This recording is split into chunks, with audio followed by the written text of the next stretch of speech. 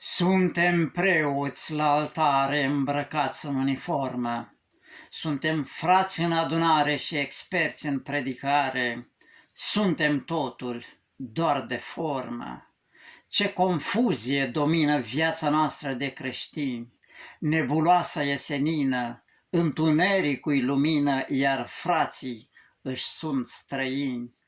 Învățați cu multă carte, fac pe da egal cu nu, alb de negru n-ar desparte, la fel nici viață de moarte, așa sei, dar cum ești tu? Fără noimă și banal a ajuns cuvântul, frate, și în mod paradoxal mergem cu crucea la bal, că doar n-o purtăm pe spate.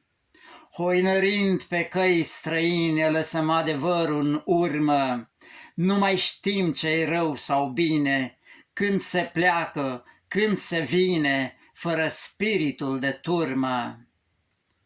A fost poezia Forma confuză din volumul Un semn, o floare, o întrebare.